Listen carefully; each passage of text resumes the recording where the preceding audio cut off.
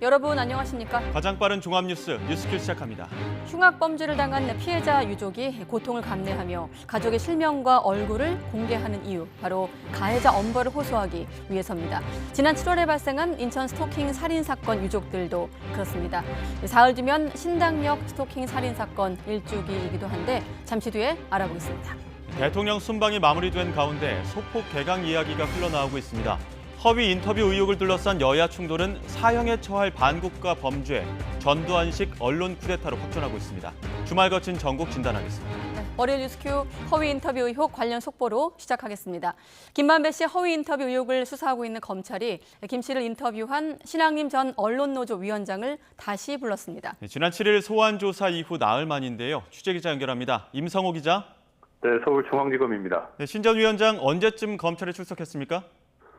네, 오늘 오전 9시 50분쯤에 검찰에 출석했습니다. 현재 검찰이 진행하고 있는 압수물 포렌식을 참관하고 있는데요. 검찰은 앞서 지난 1일 신 전 위원장 주거지와 사무실을 압수수색한 바 있습니다. 신 전 위원장은 대선 국면이던 재작년 9월 김만배 씨와 공모해서 당시 국민의힘 후보였던 윤석열 대통령에게 불리한 허위 인터뷰를 하고 뒷돈 1억 6천여만 원을 챙긴 혐의를 받습니다. 청사에 들어가기 전 기자들과 만난 신 전 위원장은 허위 인터뷰를 사전에 공모했다는 의혹을 거듭 부인했습니다. 저는 9월 15일 이전에 화천대유 사무실에 간 적이 전혀 없기 때문에. 하지만 검찰은 신 전 위원장의 이런 주장과 달리 김만배 씨와 신 전 위원장이 인터뷰를 전후해서 긴밀히 연락을 주고받은 정황을 파악한 것으로 알려졌습니다. 또 6개월 전인 재작년 3월부터 신 전 위원장을 중심으로 한 언론재단 설립을 김 씨가 언급했고, 같은 여름 신 전 위원장이 화천대유 사무실을 방문했다는 관련자 진술도 확보한 것으로 전해졌습니다. 거의 20년 만에 만났다는 두 사람의 주장과는 배치되는 정황입니다. 검찰 관계자는 당시 인터뷰가 김만배 씨와 신 전 위원장이 20년 만에 만나 사담으로 나눌 만한 내용은 아니라고 본다고 강조했습니다. 김 씨가 대장동 사업을 자세히 설명하고 윤 대통령을 언급하는 등 의도성 있는 여러 단어를 말했다는 것이 검찰의 판단입니다. 앞서 검찰은 지난 7일 신 전 위원장을 배임수재와 청탁금지법 위반 혐의 피의자 신분으로 불러 14시간가량 조사했습니다. 신 전 위원장이 혐의를 부인하는 데다가 공범인 김만배 씨가 구속기간 만료로 풀려나 말맞추기 우려가 있다는 점 등을 고려해 검찰은 조만간 구속영장을 청구하는 방안도 검토 중입니다. 네, 그래서 이번 사건 관련해서 검찰이 2011년 부산저축은행 불법 대출 사건 기록도 분석하고 있는 거죠? 네, 특별수사팀은 지난 주말 2011년 부산저축은행 불법 대출 의혹 수사 당시 기록 등을 자세히 분석하는 데 주력한 것으로 알려졌습니다. 당시 수사가 윤석열 대통령의 수사 무마 의혹과 허위 인터뷰 의혹의 시발점이 된 만큼 그 진위부터 가려서 이번 수사의 정당성을 다지려는 것으로 보입니다. 앞서 김 씨는 신 전 위원장과의 인터뷰에서 부산저축은행 수사 당시 대장동 대출 브로커 조우영 씨 수사를 박영수 전 특검과 당시 검사였던 윤 대통령을 통해 무마했다는 취지로 발언했습니다. 뉴스타파를 비롯한 일각에선 당시 윤 대통령이 사건 주임 검사였던 점, 또 조우영 씨가 별다른 조사를 받지 않았던 것이 핵심적인 내용인 만큼 이번 허위 인터뷰 수사는 본질을 흐리는 것 아니냐는 주장을 내놓고 있습니다. 이에 검찰 관계자는 당시 대장동 부분은 따로 수사가 이루어지지 않았다면서 도와주기를 할 일 자체가 없었다고 잘라 말하기도 했습니다. 지금까지 서울중앙지검에서 전해드렸습니다. 네, 여야 간 충돌도 격화하고 있습니다. 먼저 국민의힘은 김만배 씨 허위 인터뷰 의혹 관련해서 치밀하게 기획된 공작 뉴스라고 규정을 하고 극형에 처할 1급 살인죄로 빗대며 강공을 이어가고 있습니다. 단순한 가짜 뉴스와는 차원이 다르다는 건데 민주당은 물타기용 정치 공작으로 정권의 비판적인 언론을 탄압하려 한다고 반발했습니다. 국회 연결합니다. 정현우 기자. 네, 국회입니다. 네, 허위 인터뷰 의혹을 놓고 오늘도 여야가 강대강 대치를 벌이고 있습니다. 네, 국민의힘은 이번 의혹을 단순한 가짜뉴스가 아닌 공작 차원의 문제로 규정하면서 치밀하게 계획된 1급 살인죄에 비유했습니다. 김기현 대표는 최고위에서 사기꾼들이 민의를 왜곡해 국민 주권을 침탈하려 했다며 사형과 극형에 처할 반국가 범죄라고 목소리를 높였습니다. 들어보겠습니다. 치밀하게 계획된 1급 살인죄는 과실치사죄와는 천양지차로 구별되는 악질 범죄로서 극형에 처해지는 범죄입니다. 지난 정권의 친문검찰도 대선 공작을 완성하는 데 공을 세운 것으로 드러나고 있습니다. 오후 의원총회에 이어서 긴급 토론회를 열고 대응책을 두고 머리를 맞댔는데 여기서 민주당을 겨냥해 선거 공작을 위한 가짜뉴스로 해명하는 일이 있어야 이러한 일이 없을 것이라고 강조하기도 했습니다. 여당 공세를 두고 민주당에선 불리한 전국을 타개하기 위한 물타기, 정치 공작이라고 맞섰는데요. 지금 정부에서 해직된 방송기관장들과 기자회견을 열고 정부가 이번 논란을 빌미로 권력기관을 동원해 비판적인 언론을 수사하고 있다고 입을 모았습니다. 가짜뉴스 처벌을 명목으로 언론을 탄압하는 전두환식 언론 쿠데타라며 정부 여당이 사형, 폐간 등 용어를 들먹이며 겁박에 나섰다고 지적했습니다. 마찬가지로 들어보겠습니다.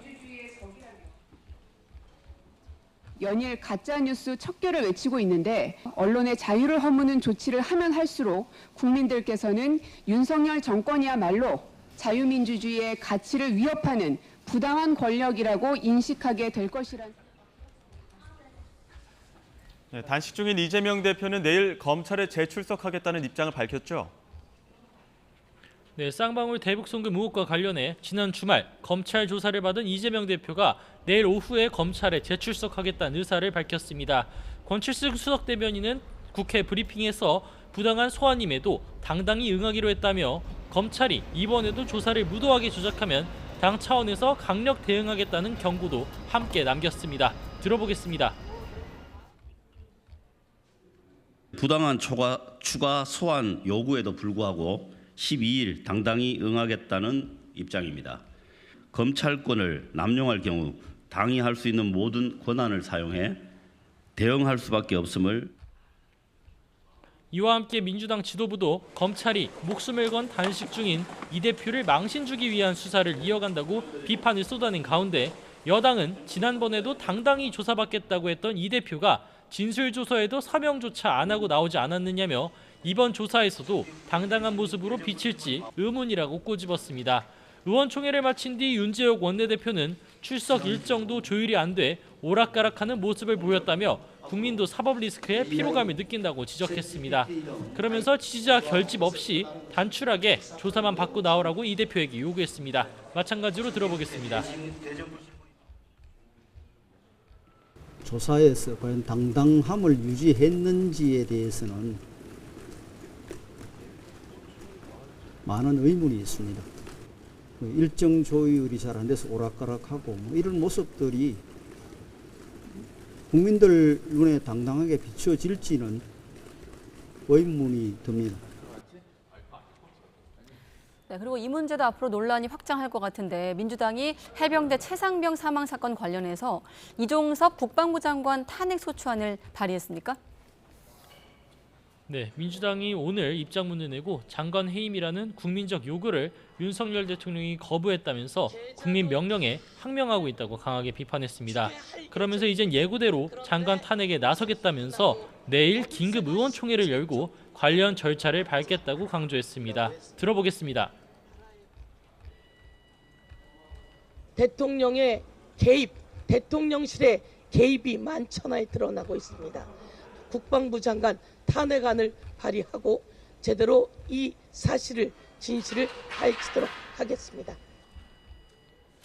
여당에선 수사가 진행 중인 사안인데도 국방부 장관을 탄핵해 국정 운영을 발목 잡으려 한다고 강하게 반발했습니다.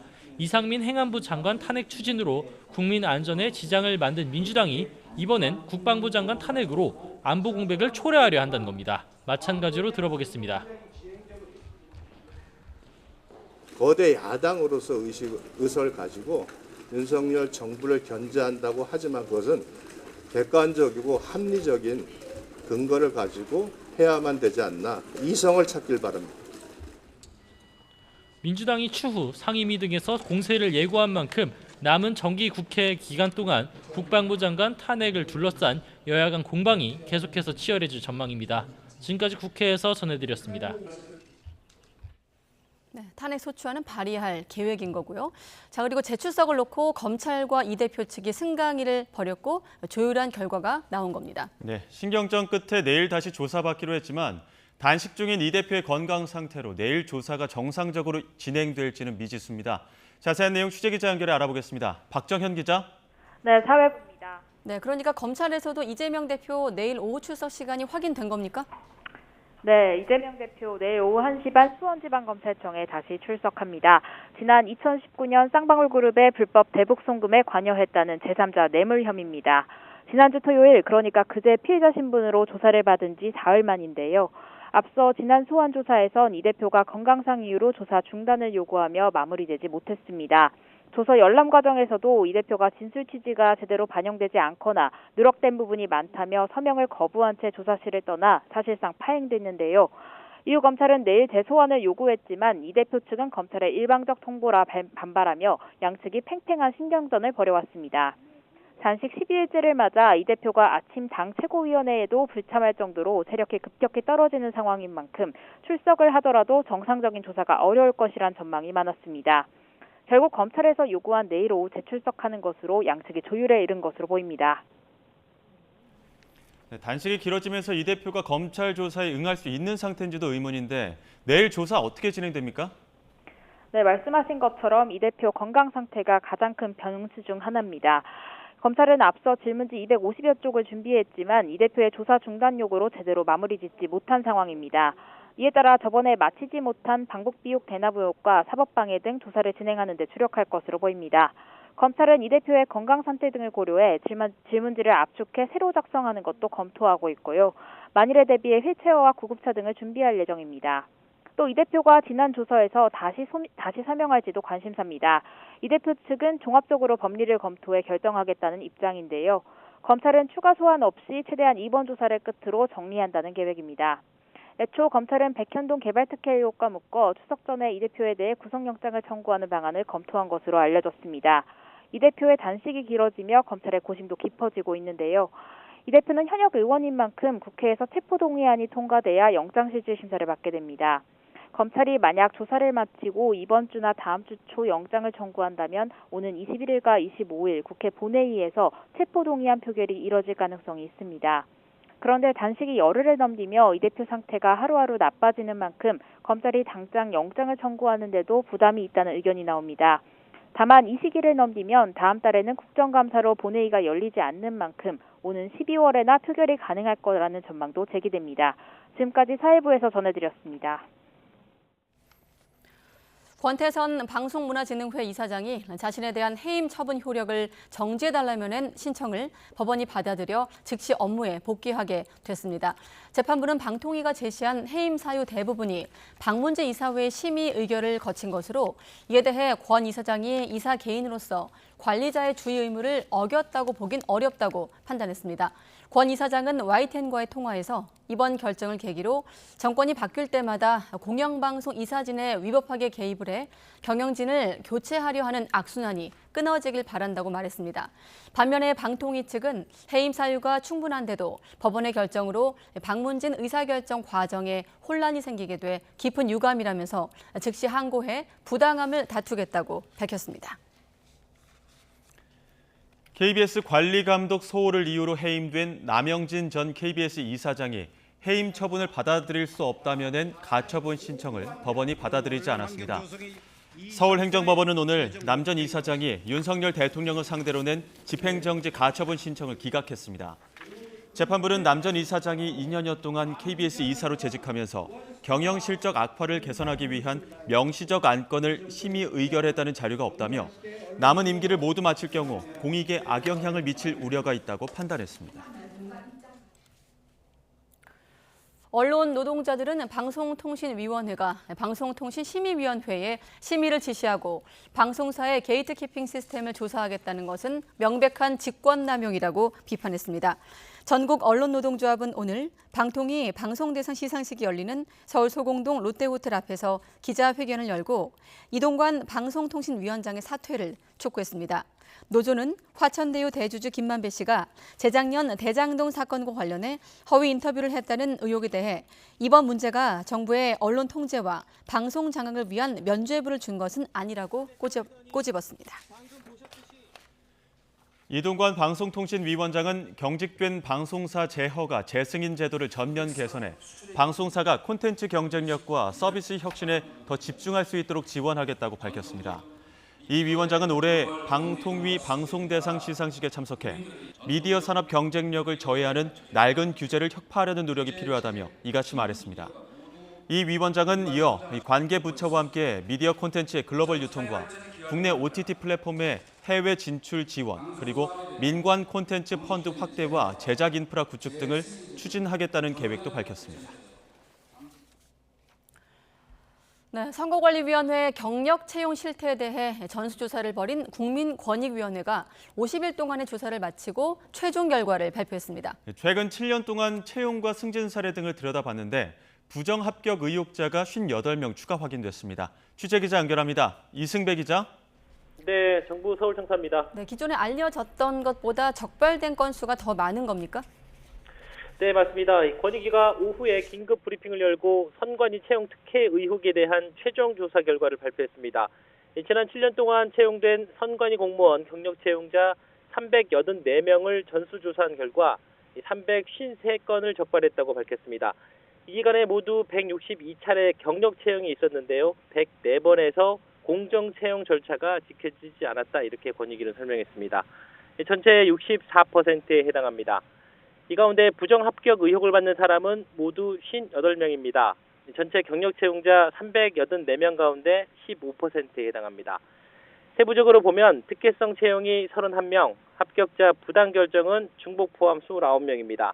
31명 가운데는 5급 사무관이 3명 포함되어 있습니다. 5급 이하 임기제를 정규직으로 전환하려면 경력 채용 절차를 따로 거쳐야 하는데 1년짜리 임기제 공무원으로 채용한 뒤에 서류 면접 없이 정규직 공무원으로 전환한 거로 조사됐습니다. 선관위 내부 게시판에만 채용 공고를 걸어 선관위 관계자만 응시하게 하고 나이 등 자격 요건에 미달한 응시자를 합격하거나 요건을 충족하는 응시자를 탈락시킨 사례도 확인됐습니다. 또 경력이 같은데도 선관위 근무자에게만 가점을 줘서 최종 합격시키고 정당한 사유 없이 합격자 결정 기준을 바꿔서 탈락시킨 경우도 적발됐습니다. 정승윤 부위원장은 권익위가 확인한 부정합격 의혹자 58명에는 지난 6월 선관위가 자체 조사한 21명은 포함되지 않는다고 밝혔습니다. 부정합격은 아니지만 절차를 위반한 경우도 299건 확인됐습니다. 면접 때는 외부위원을 50% 이상 위촉해야 하는데 내부위원으로만 위원을 구성한 경우가 11개 지역 선관위에서 26건 적발됐습니다. 또 181명은 응시자가 제출한 경력 등 증빙 자료에 대해 검증 절차 없이 합격자로 임용한 것으로 드러났습니다. 권익위는 부정합격 의혹자 58명을 포함해서 312건은 가족 특혜나 부정 청탁 여부 등 사실관계 규명이 필요하다며 대검찰청에 수사를 의뢰했습니다. 고의성이 의심되거나 상습적으로 부실한 채용을 진행한 것으로 보이는 채용 관계자 28명도 고발 조치했습니다. 권익위는 가족관계 등 특수성 여부를 조사하려면 개인정보 동의가 필요한데 관련 자료를 충분히 제출하지 않았다면서 그래서 실정법을 위반한 선관위 채용 담당자만 고발하고 나머지는 검찰에 수사 의뢰했다고 말했습니다. 지금까지 정부 서울청사에서 YTN 이승배입니다. 네, 이번엔 사고 속보 알아보겠습니다. 오늘 오전 경기 의왕시 안양천 송수관 공사 현장에서 작업자 2명이 토사에 매몰됐다가 구조됐지만 끝내 숨졌습니다. 경찰은 정확한 사고 경위와 함께 업체 관계자들을 대상으로 현장 안전수칙을 제대로 지켰는지 조사하고 있습니다. 현장에 취재기자 나가 있습니다. 유서연 기자. 네, 경기 의왕시 안양천 토사매몰 현장에 나와 있습니다. 네, 유 기자 뒤로 구덩이라고 해야 될까요? 굉장히 깊은 땅이 파여져 있는 게 보이는데 어떻게 하다가 난 사고입니까? 네, 제 뒤쪽으로 구덩이가 보이실 텐데요. 지면에서부터 2m 10cm 정도의 깊이라 건장한 성인이 들어가도 나오기 쉽지 않아 보입니다. 안쪽 송수관 용접이 덜 되어 있는 상태인데 노동자들은 이 구덩이 안에서 송수관 용접 작업을 하다가 흙이 쏟아져 내리는 걸 피하지 못했습니다. 오늘 오전 10시 50분쯤 이곳 안양천 송수관 공사 현장에서 작업자 2명이 토사에 매몰됐다는 신고가 소방당국에 접수됐습니다. 하수관 용접 작업을 하고 있던 30대와 70대 남성으로 파악됐습니다. 소방당국은 사고 발생 20여 분 만에 30대 남성을 구조하고 이어 10여 분 뒤 70대 남성을 구조했습니다. 이들은 구조 당시 심정지 상태로 병원으로 옮겨져 치료를 받았지만 끝내 숨을 거두었습니다. 작업자들은 약 2m 깊이로 파놓은 구덩이 속에 들어가 작업을 하다가 구덩이 옆쪽 흙이 무너져 내리며 변을 당한 것으로 파악됐습니다. 경찰은 현장에 있던 동료 작업자들을 불러 정확한 사고 경위를 파악하고 있습니다. 또 구덩이 주변에 흙막이판 등 안전장치가 없었던 만큼 업체 관계자들을 상대로 안전수칙 위반 여부를 조사하고 있습니다. 고용노동부는 해당 업체가 공사금액 50억 원이 안 돼 중대재해처벌법 적용 대상은 아닌 것으로 보고 산업안전보건법 위반 여부를 들여다보고 있습니다. 지금까지 안양천 토사매물 현장에서 YTN 유서연입니다. 네, 사고 속보 알아봤고요. 김정은 위원장의 방로와 관련해서 여러 가지 우리를 포함해서 전망이 있었습니다만 속보가 들어왔습니다. 김정은 위원장이 북한 내에서 북동, 북경 쪽으로 천천히 이동하고 있다는 정보 고위 관계자가 YTN에 전한 속보가 들어왔습니다. 일단 파악된 내용을 좀 전해드리면 북한 안에서 전용 열차를 타고 출발한 것 같다. 모레쯤 푸틴 대통령과 북러 회담을 할 것으로 가능성이 시사되고 있다 정도로 파악이 되고 있습니다. 김 위원장이 이르면 어제 러시아를 방문하다 이런 관측도 나온 상황에서 아직까지는 러시아 방문 여부가 확인되지 않은 상황에서 일단 우리 정보 고위 관계자발 속보입니다. YTN에 알려준 내용을 다시 한번 알려드리면 김정은 위원장이 북한 내에서 북동, 북경 쪽으로 천천히 이동하고 있다. 전용 열차를 타고 출발한 것으로 보인다. 그래서 모레쯤에 오늘이 지금 10일이거든요. 그러니까 12일에 13일이 되겠군요. 11일이니까 모레쯤에 푸틴 대통령과 북러 정상회담 가능성까지 나오고 있다. 그런 가능성이 크다까지 속보로 들어왔습니다.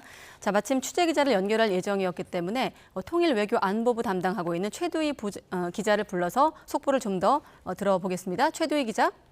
네, 통일외교 안보부입니다. 네, 김정은 위원장의 방러 일정이 좀 안개 속이었는데 어떻게 좀 파악되고 있습니까? 네, 일단 방금 전 들어왔던 속보 관련 내용은 대통령실에서 아마 파악이 될 것 같고요. 다만 구구절 기념 열병식 이후 러시아를 방문할 것으로 보였던 김정은 국무위원장은 적어도 어제 일부 시점까지는 평양에 머물렀던 것으로 확인됐습니다. 이와 관련해 조선중앙TV 등 북한 매체들은 김 위원장이 민방위 무력 열병식 참가자들과 어제 기념사진을 촬영했다고 보도했는데요. 사진 촬영은 열병식이 열렸던 평양 김일성 광장에서 이뤄졌습니다. 이와 관련해 오늘 오전 조선중앙TV 관련 보도 잠시 보고 오겠습니다. 김정은 동지께서는 열광의 환호에 담례하시며 공화국 창건 75돌을 조국 청사에 특기할 대정치 축전으로 빛내는 데 공헌한 전체 열병식 참가자들을 축하해 주셨습니다. 김 위원장은 이 자리에서 열병식은 진정한 인민공화국의 창건과 영광스러운 발전사를 긍지 높이 떠올린 일대 장거라고 평가했는데요. 앞서 김 위원장이 북러 정상회담을 위해 이르면 열병식이 끝난 뒤인 어제 전용 열차를 타고 평양에서 출발해 오늘쯤엔 동방경제 포럼이 열리는 러시아 블라디보스토크에 도착할 거라는 관측이 나왔습니다. 아까 속보로 정보 고위 관계자발 속보를 알아봤습니다만 우리 정부는 김 위원장 방러 여부와 관련해서 어떻게 좀 보고 있는지 이어서 알려주시죠. 네, 동방경제 포럼이 오는 13일까지 진행되고 푸틴 러시아 대통령도 포럼 기간 블라디보스토크에 도착하는 만큼 북러 정상회담 가능성은 남아 있습니다. 국방부는 앞서 김 위원장의 러시아 방문 가능성이 있는 것으로 평가하고 있습니다. 이와 관련해 오늘 국방부 정례 브리핑 영상 잠시 보고 오겠습니다. 김정은 러시아 방문 가능성이 있는 것으로 평가하고 있습니다. 만약에 방문을 하게 되면 푸틴 러시아 대통령과의 회담을 갖는 방안을 추진하고 있는 것으로 평가하고 있습니다. 네, 다만 북한이 정상회담을 사전 예고한 사례는 찾기 힘든데요. 통일부는 지난 2019년 4월에 열린 북러 정상회담 당시에도 회담 6일 전쯤 북한이 아닌 러시아 측에서 먼저 회담 일정을 공개했다고 설명했습니다. 이런 가운데 일본 민영방송 TBS가 주도하는 뉴스 네트워크 JNN은 북한 시찰단으로 추정되는 무리가 북한과 러시아의 접경지인 연해주 하산역을 방문했다고 보도했습니다. 일본 공영방송 NHK는 연해주 지역 정부 관계자가 김 위원장이 전용 열차로 오늘 출발할 듯하다고 말했다고 전하기도 했습니다. 일각에서는 방러 계획이 언론을 통해서 노출된 만큼 김 위원장이 일정과 장소를 변경하거나 아니면 연기했을 가능성까지 제기됐던 상황입니다. 지금까지 통일외교 안보부에서 YTN 최두입니다. 네, 최 기자 설명에서처럼 방러 일정 관련해서 장소를 변경하거나 혹은 연기 취소 가능성이 있기 때문에 앞서 저희 헤드라인에서도 오리무중이다 이런 표현이 있었는데 조금 전 속보를 다시 한번 알려드리면 정부 관계자가 북한 안에서 김정은 위원장이 북동 국경 쪽으로 천천히 이동하고 있다. 전용 열차를 타고 출발한 듯하다. 그래서 모레쯤에 푸틴 대통령과 북러 정상회담 가능성이 있다고 정부 고위 관계자가 YTN에 소개한 속보를 알려드렸습니다. 조금 더 정리가 좀 필요한 대목입니다. 동선이 좀 정리가 될 필요가 있는데 이렇게 곧 러시아에서 열릴 것으로 보이는 김정은 위원장과 푸틴 러시아 대통령 간의 회담이 주목을 받고 있습니다.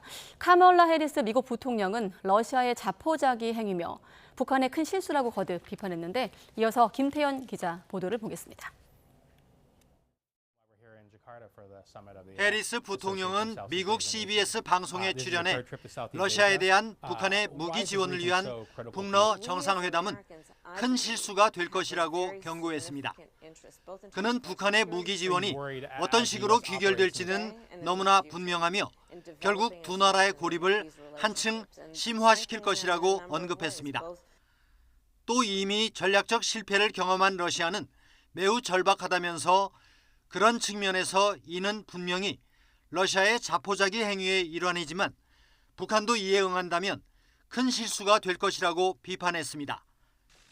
그동안 해리스 부통령과 백악관은 북러 간 무기 거래 가능성을 거듭 경고해 왔습니다. Ill-advised for there to be any collaboration between Russia and North Korea. Is North Korea giving ammunition to Russia? There will be repercussions for North Korea, not just from the United States, but from the international community.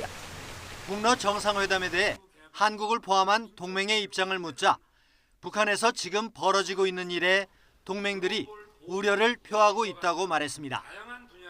현재 북러 회담의 일시와 장소는 분명하지 않지만 동방경제포럼이 열리는 블라디보스토크에서 개최될 것이라고 AP통신이 미국 당국자를 인용해 보도했습니다.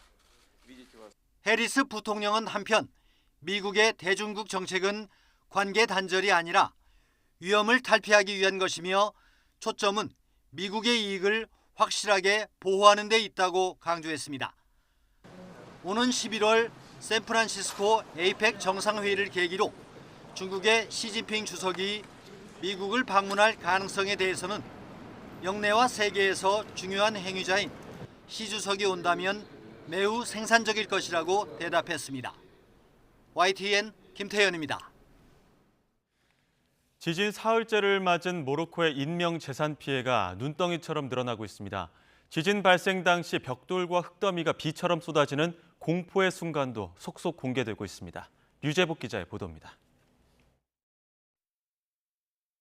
무너지는 담장 사이로 한 남자가 내달립니다. 곧이어 하늘에서 벽돌이 비처럼 쏟아집니다. 진동을 느껴 건물에서 뛰어나온 사람들이 갈팡질팡합니다. 건물이 흔들리더니 흙더미가 쏟아져 내려 화면이 온통 먼지에 휩싸입니다. Yesterday we eat like yesterday we eat our dinner and like 5 seconds it's happening. 하늘에서 본 지진 현장, 건물 대부분이 폭삭 주저앉았습니다. 간신히 버틴 건물들도 먼지를 뽀얗게 뒤집어 쓴 채 형체만 남았습니다. 여기저기에서 구조 작업이 눈에 띄지만 언제 원래 모습으로 돌아갈 수 있을지 막막합니다.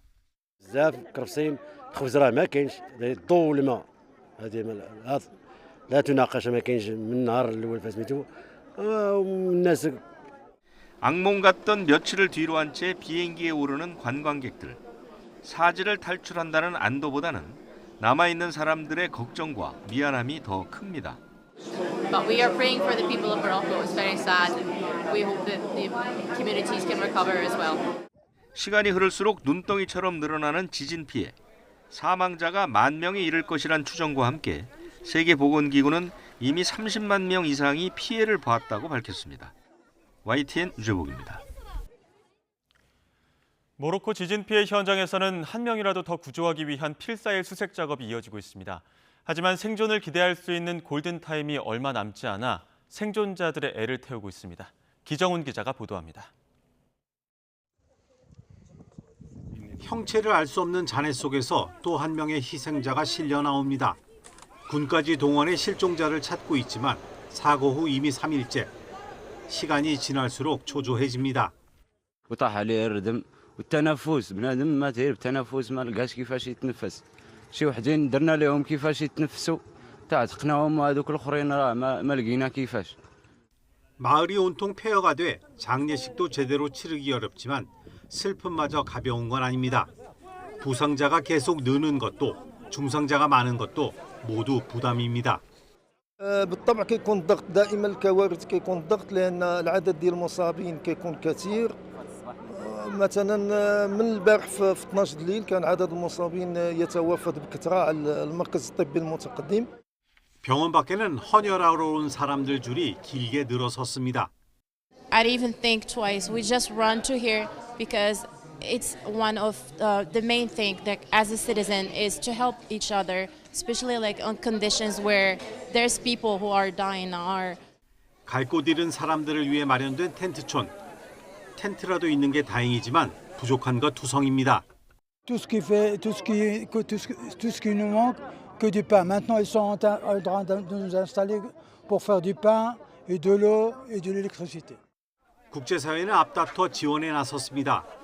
미국과 중국, 전쟁 중인 러시아와 우크라이나까지 모로코 지원 의사를 밝혔습니다.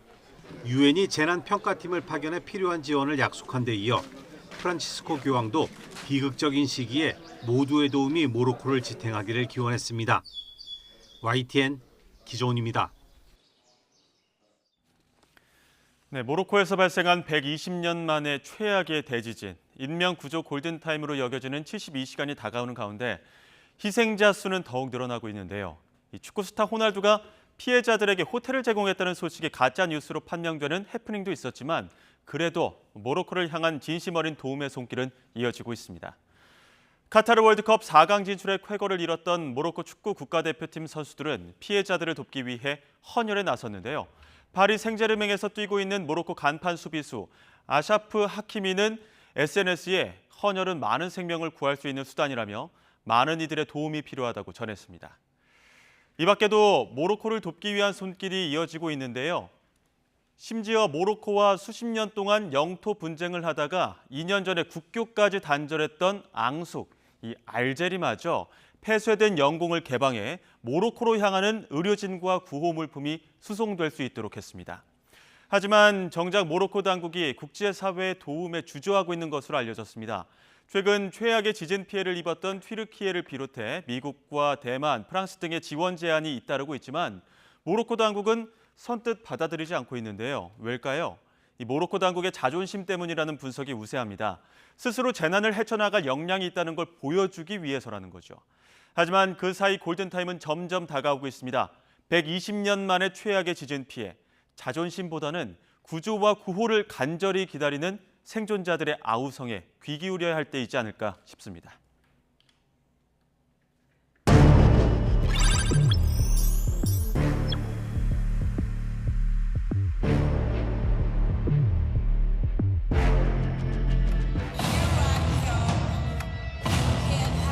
You want to bring down the syndicate? It's impossible.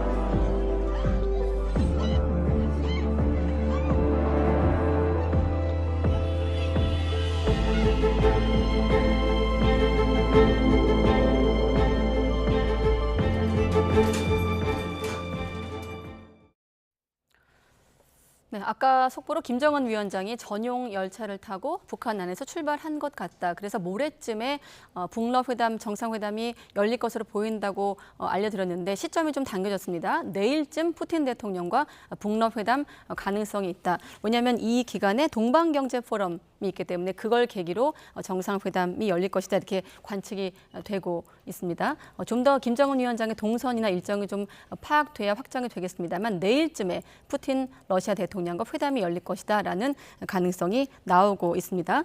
네, 김정은 위원장과 이 푸틴 대통령이 만약에 만난다면 4년 4개월 만이 될 것으로 파악되겠습니다. 역시나 이 김정은 위원장 특히 북한이란 어떤 그 특성상 동향 파악이 좀 쉽지 않아 보입니다. 정부 관계자가 전해준 속보가 다시 정정해 드리면 내일쯤이 아니라 모레쯤으로, 그러니까 원래 나왔던 속보로 다시 돌아가도록 하겠습니다. 모레쯤에, 물론 가능성입니다. 푸틴 대통령과 북러 회담 가능성이 있다라는 속보였습니다.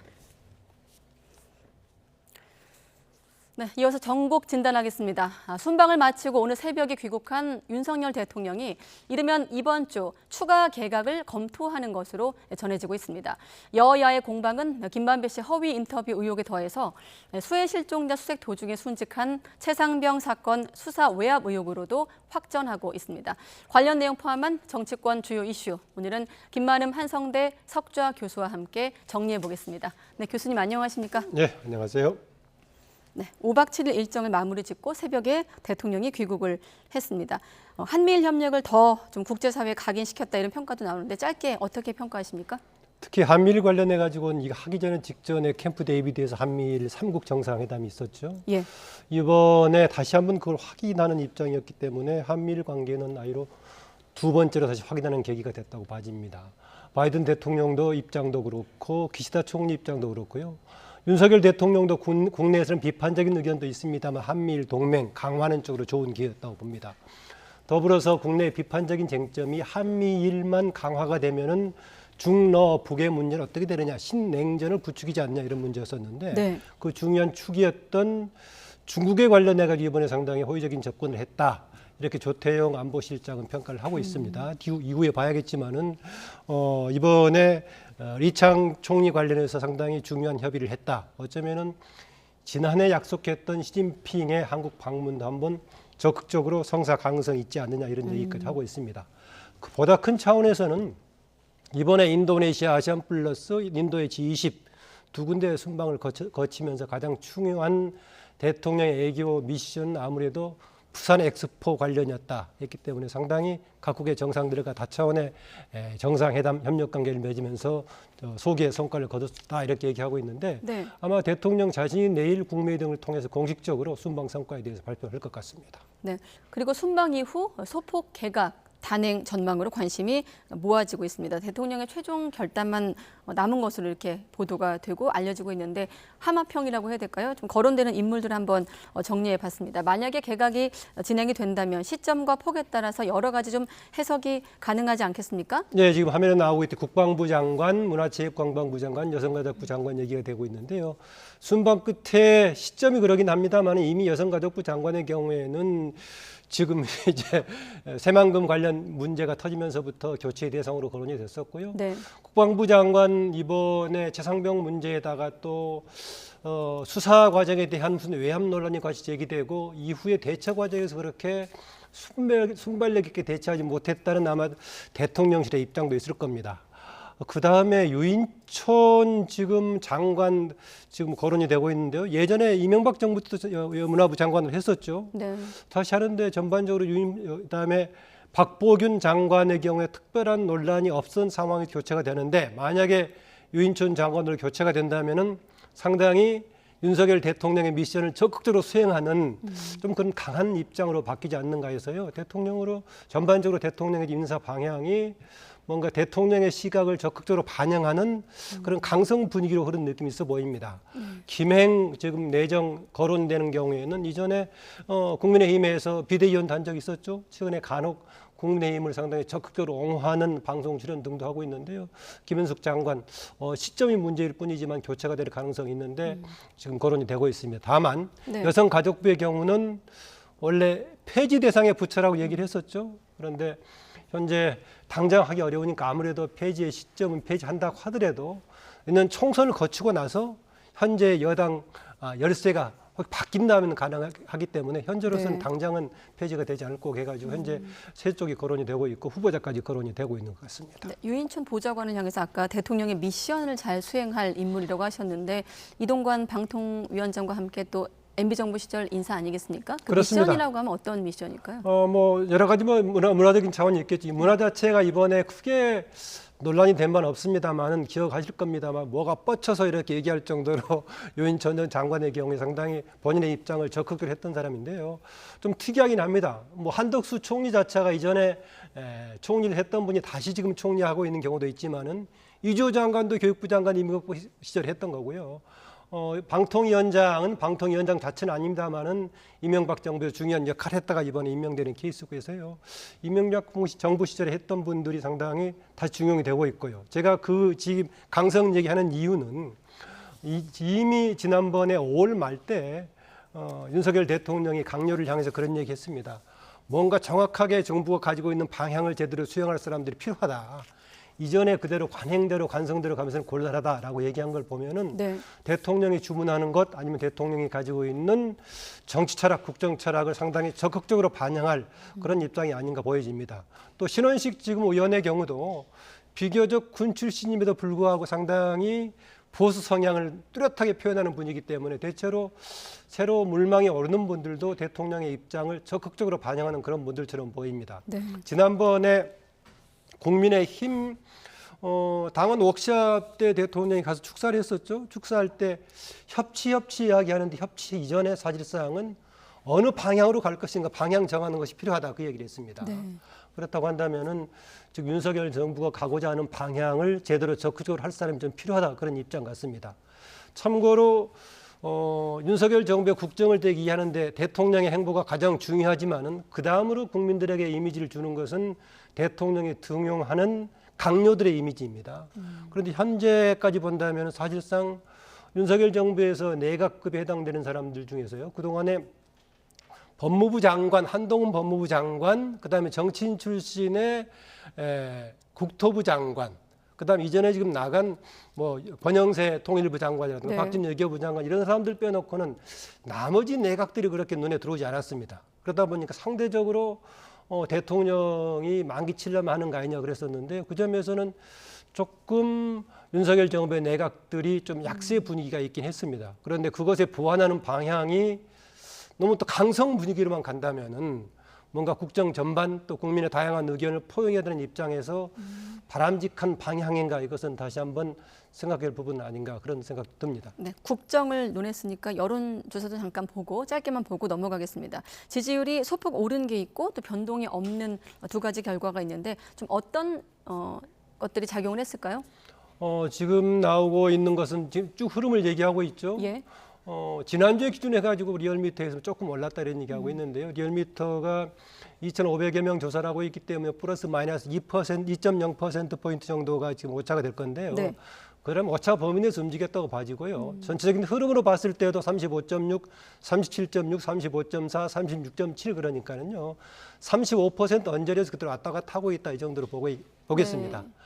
그냥 좀 해석을 한다면은 여러 가지 큰 사건들이 있었음에도 불구하고 상당히 적극적인 상승이라든가 하락의 계기는 아니었다고 봅니다. 예. 왜냐하면은요, 현재 33% 지금 뒤에 나오고 있는 갤럽이 나오고 있습니다만은 33% 내외에 아까 나왔던 리얼미터의 35%, 37% 이 정도라는 것이 절반을 기준으로 한다면 상당히 못 미치는 거 아니겠습니까? 워낙 30%대에서 머물고 있었기 때문에 큰 사건이 터져도 그래 충격이 좀 가지 않는 그런 상황입니다. 만약에 50% 내외에서 지지를 받고 있었다면은 긍정적인 만약에 변수가 생겼다면 상당히 크게 하락할 거고 또 긍정적인 요인이 있다면 올라갈 그럴 건데요.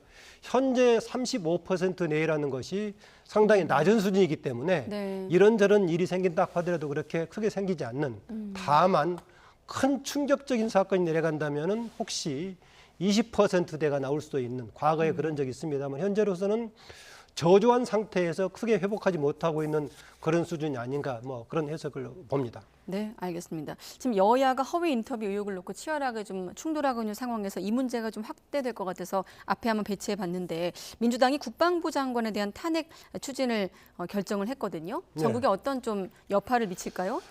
탄핵을 추진하겠다. 대통령이 자진해서 해임하지 않으면 하겠다라고 하는 거 아니겠습니까? 그런데 절차가 진행되고 있는데요. 혹시 지금 교체 대상으로 아까 첫 번째 거론됐지 않습니까? 국방부 장관, 여성가족부 장관, 문체부 장관 됐었는데 추진 이전에 혹시 대통령이 교체 대상으로 삼아버리면 김빼는 상황이 되어버리지도 않을까 좀 그러긴 합니다. 네. 그러나 또한 윤석열 대통령의 스타일로 봤을 때는 오히려 어쩌면은 야당 쪽에서 탄핵을 추진하니까 당장 교체하지 않고 한번 맞서는 분위기로 가지 않을까 그러는데 일정한 지금 상황으로 보자면은 그동안에 특히 외함 논란 관련해 가지고 조금 뭔가 시원하게 대처하는 방식을 보여주지 못해서 대통령실 쪽에서도 최상병 문제에 대한 책임 못지않게 대처하는 과정에서 여러 가지 뭔가 순발력에 대한 좀 문제도 삼지 않았겠는가 생각이 들어서 교체 만약에 돼버린다면은 이도 저도 아닌 상황으로 끝나버릴 수도 있을 겁니다. 만약에 또 탄핵을 추진한다면은 절차가 있겠고 국회에서 과반이면 되는 거니까요. 지금 민주당이 밀어붙인다면 가능하겠죠. 그런데 또 지금 이제 행정안전부 장관처럼 헌재까지 가가지고 또 기각되는 상황이 생길지 어찌 두고 봐야 되니까는요.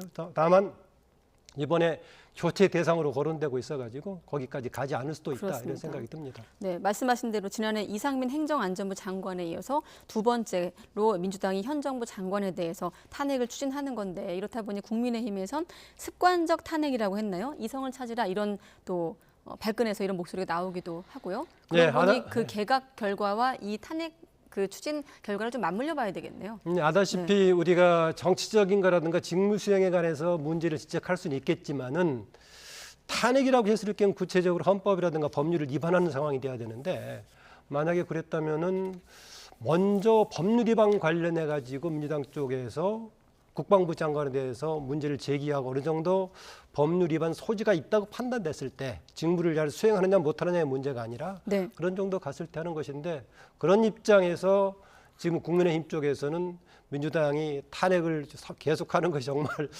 이게 관성으로 습관적으로 나오는 거 아니 이런 지적하고 있는데요. 뭐 이 문제 역시도 아까 말씀드렸다시피 이번에 개각 대상에 포함된다면 해소가 미리 돼버리지 않을까 그런 생각이 듭니다. 네, 이번엔 김만배 신앙님 씨 허위 인터뷰 의혹 관련한 여야 공방으로 이어갈 텐데요. 오늘은 좀 더 목소리가 거칠어지고 있습니다. 잠깐 들어보겠습니다. 지난 대선에서 국민 주권을 찬탈하려는 치밀한 선거 공작이 있었다는 충격적 사실이 드러났습니다. 치밀하게 계획된 1급 살인죄는 과실치사죄와는 천양지차로 구별되는 악질 범죄로서 극형에 처해지는 범죄입니다. 그래서 제가 사형에 처해질 중대한 반국가 범죄라고 강조하고 있는 것입니다. 바로 그런 이유로 3.15 부정선거의 주범이 사형에 처해졌던 적도 있습니다. 김만배 씨가 얘기하는 것 자체가 허위냐, 두 번째는 이런 어떤 그 인터뷰라고 불러야 되는 거냐, 아니면 사적 대화라고 불러야 되는 거냐. 그다음에 그것이 보도되는 과정에서 진짜 여당이나 대통령실에서 얘기하는 것처럼 뭔가 공작과 의도가 있었느냐. 그게 사실은 다 좀 더 규명이 돼야 되는 상황 아니겠습니까? 그렇죠. 그런데 이런 걸 다 건너뛰고 갑자기 뭐 사형감이다, 뭐 국기문란이다. 이렇게 들어가는 것 자체가 굉장히 제가 보기에는 억지스러운 부분이 굉장히 많고 정치적 의도가 있는 것 아닌가라는 생각이 드는 거죠. 네, 사실 국민의힘은 국회 과방위 현안 질의도 열고 청문회도 열자 이렇게 제안했습니다만 김기현 대표 발언, 특히나 1급 살인죄 이 대목에 야당의 좀 비판이 쏠려 있어요. 네, 1급 살인죄 비롯해가지고 김기현 대표 최근의 발언이 쓸 수 있는 용어는 최소한 센 발언을 쓰고 있죠. 네. 우리 정치가 극단적인 싸움을 하고 있다고 했었는데 몸싸움은 럭비 수준 넘어가지고 제가 봤을 때 종합 격투기 수준까지 가버리고 있는 것 같습니다. 그래서 오히려 점잖게 하는 사람들의 발언은 주목도 못 받고 있고 해서 심지어는 당 대표까지 이렇게 나서고 있는 것 같습니다. 한편으로는 이런 정치 풍토를 반영해주고 있는 것 같기도 하고 정부 여당 쪽에서 이 문제를 아주 좀 심각하게 보고 있거나 아니면은 심각한 사안으로 지금 삼고 있거나 둘 중에 하나 같습니다. 지금 입장에 약간 차이가 있어 보이는데요. 쟁점이 크게 세 개죠. 하나는 그 녹취 내용을 뉴스타파를 비롯해서 언론사들에서 왜곡 조작해서 보도했지 않는가. 이건 어느 정도 원본 녹취가 나왔고 보도 내용이 나왔기 때문에 상당히 왜곡된 부분은 가시적으로 확인될 수 있는 것 같습니다. 그리고 또 하나 문제는 이 과정이 정말로 공작 차원에서 김만배 씨 또 신학님 전 위원장 등이 같이 공모했거나 아니면 심지어 여당에서 주장하고 있다시피 민주당도 개입했느냐, 이것은 따져봐야 할 부분이기 때문에 현재 단정하기는 좀 어려운 부분이고요. 또 별개의 다른 문제입니다만은 1억 6,500만 원을 신학님 씨가 받았던 문제, 이것 자체가 일정하게 상호간에 뭔가 교류에 통한 공작 관계냐 아니냐, 이 두 개 사안은 좀 규명의 가지로 남아 있습니다.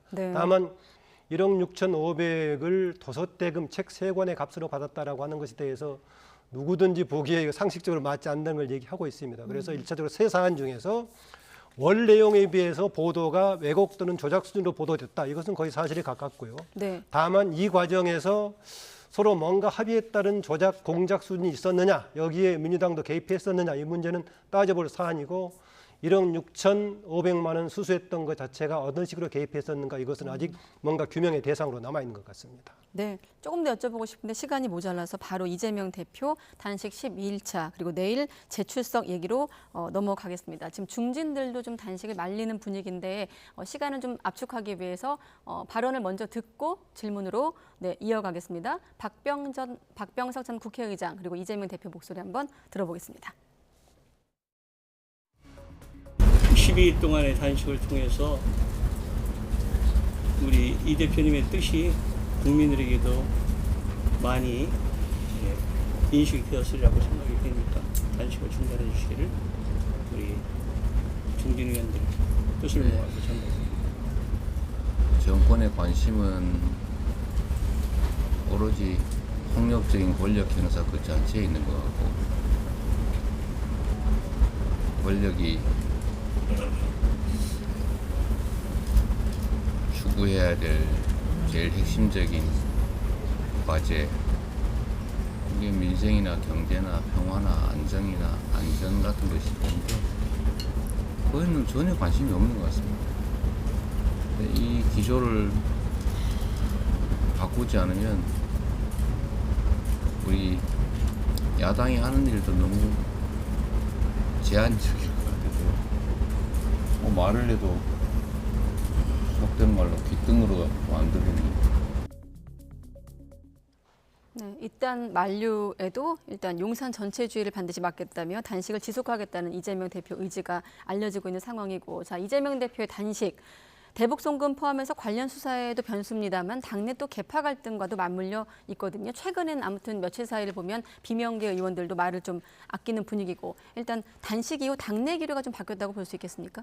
그렇습니다. 조금은 바뀐 것 같은데요. 이재명 대표는 다른 세 가지를 내걸고 이제 윤석열 정부의 행태에 대한 여러 가지 시정을 요구하면서 했지만은 실제 관심은 이게 그동안의 당내 갈등에 어떻게 영향을 미칠 것인가, 또 지금 수사와 재판 과정에 있는 이재명 대표의 사법적인 행보에 어떤 영향을 미칠 것인가, 이런 거 아니었습니까? 그래서 일단 당내 관련해서는 조금 뭔가 그동안의 비판적인 목소리를 이렇게 지금 정말 누워있을 정도로 위급한 상황인데 비판적인 목소리를 내기가 쉽지 않죠. 그래서 일단 봉합되는 수준 같습니다. 그리고 이재명 대표를 적극 지지하는 쪽에 대한 뭔가 결집의 효과도 있었고요. 단기적인 효과가 있었는데 이게 계속될 것인가는 좀 보장하기 어렵다라는 겁니다. 단식을 마무리하는 시점에 어떤 성과, 어떤 결과를 가지고 마무리할 것인가, 또 그쯤 되는 무렵에 사법적인 향배가 어떻게 될 것인가 맞물려 있어서 두고 봐야 될 문제입니다. 단기적으로는 당내 여러 가지 갈등 요인을 조금은 누르는 그런 효과는 있었지만 이게 장기적으로 그런 기류가 지속될 거라고 좀 보장할 수는 없다, 이 문제고요.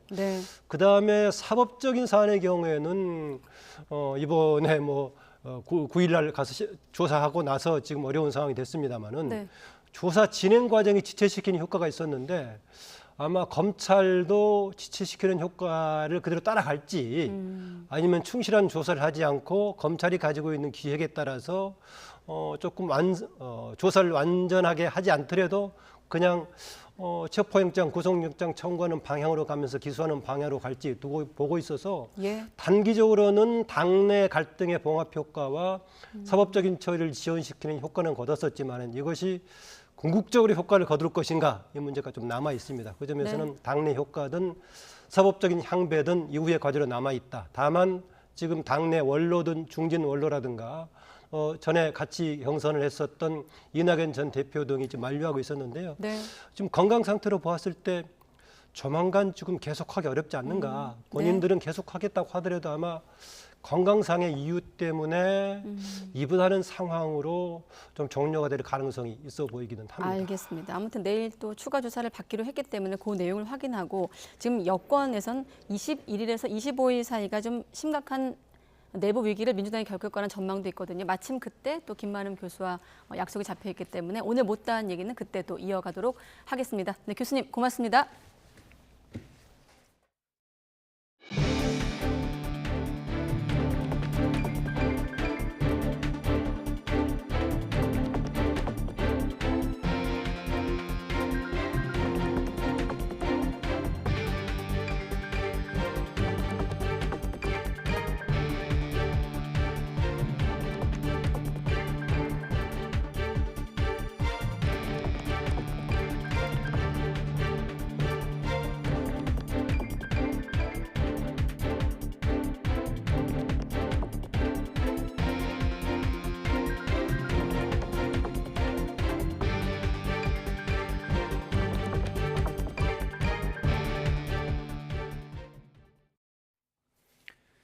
경제협력개발기구 OECD 회원국 대부분이 코로나19 팬데믹의 충격을 딛고 이전 경제 규모를 회복한 것으로 나타났습니다. OECD 자료를 보면 회원국의 실질 GDP는 올해 2분기 기준으로 코로나19 팬데믹 직전인 2019년 4분기보다 5.1% 증가한 것으로 집계됐습니다. 우리나라의 경우 지난 2분기 실질 GDP는 2019년 4분기보다 5.9% 증가했으며 이런 증가율은 아직 2분기 자료가 반영되지 않은 룩셈부르크와 뉴질랜드를 제외한 OECD 36개 회원국 가운데 16위 수준입니다. 공시지가 18억 원 이하 아파트를 공동 소유한 부부는 올해 종합부동산세를 내지 않아도 됩니다. 국세청은 오는 16일부터 30일까지 부부 공동명의 1세대 1주택 과세 특례와 합산 배제 신청을 받습니다. 공제 한도 상향에 공시가격 하락이 겹치면서 공시가격이 16억 원 밑으로 떨어진 서울 대치동 은마 아파트 거주자도 부부 공동명의면 종부세 부과 대상에서 제외됩니다. 1세대 1주택 단독 명의자의 올해 종부세 기본 공제도 지난해보다 1억 원 늘어난 12억 원으로 상향됐습니다. 주택도시보증공사 허그에 보증금을 돌려준다는 보험을 믿고 전세로 살다가 낭패를 본 사례가 전국 곳곳에서 발생하고 있습니다. 집주인이 보험 가입 당시 허위로 계약서를 작성했기 때문인데요. 허그 자체 심사 과정에서 문제가 있는 계약서를 전혀 걸러내지 못해 애꿎은 세입자만 피해를 봤습니다. 권준수 기자가 취재했습니다. 서울 강서구에 사는 A씨는 지난 4월 새 들어 살던 집의 전세 계약이 끝난 뒤 보증금 2억 4천만 원을 돌려받지 못했습니다. 집주인이 주택도시보증공사 허그의 임대인 보증보험에 가입해 피 같은 돈을 떼이진 않겠거니 안심했지만 실상은 완전히 달랐습니다. 가입이 됐으니까 그래도 걱정은 좀 되지만 보증서가 이렇게 나오니까 안심을 하고 있었던 거죠. 이 보증 기간이 다 끝나서 어쩔 수가 없다라는 답변을 들었을 때가 가장 상실감이 컸었고 마찬가지로 지난 7월 말 부산 수영구에 사는 사회초년생 B씨도 허그의 임대인 보증보험을 믿었다가 낭패를 봤습니다.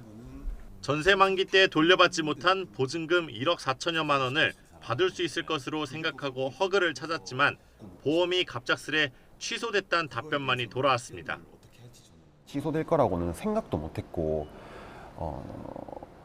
당연히 사고가 터지면은 임대 보증금 보증서를 가지고 허그 쪽에서 받을 거라고 생각을 했습니다. 그렇다면 뭐가 문제였을까? 임대인 보증보험은 세입자가 아닌 임대사업자로 등록된 집주인이 보증금을 돌려주지 못할 경우를 대비해 가입하는 상품입니다. 전세 계약이 거짓으로 드러나면 허그 규정상 보증금을 돌려주지 않습니다. 그런데 A씨와 B씨의 집주인이 세입자 몰래 전세 기간과 보증액을 조작한 허위 계약서를 제출한 겁니다. 문제는 허그가 보험 가입 당시 계약서를 제대로 확인조차 하지 않았다는 점입니다. 집주인이 전세 계약서를 비롯한 관련 서류를 제출하면 허그는 있는 그대로 믿고 보증보험 가입을 허가했습니다. 마음만 먹으면 집주인이 허그 제출 서류를 조작할 수 있는 허점이 있는 겁니다. 임차인의 계약서와 같은 게 맞는지는 전입신고가 이뤄지는 주민센터 등을 거쳐 확인해야 하지만 허그는 제도적 권한이 없다고 밝혔습니다. 이 계약서가 맞는 건지 주민센터에 물어보면은 이 계약서 실제 계약서 맞아요? 신고된 거 맞나요? 물어보면은 안 알려줍니다, 저희한테.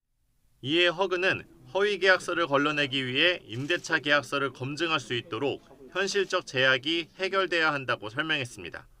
무엇보다 비슷한 피해가 잇따르는 가운데 세입자들은 전세 사기로 인한 삶의 기반은 물론 공공기관 보증에 대한 신뢰까지 무너졌다며 대책 마련을 호소하고 있습니다. YTN 권준수입니다.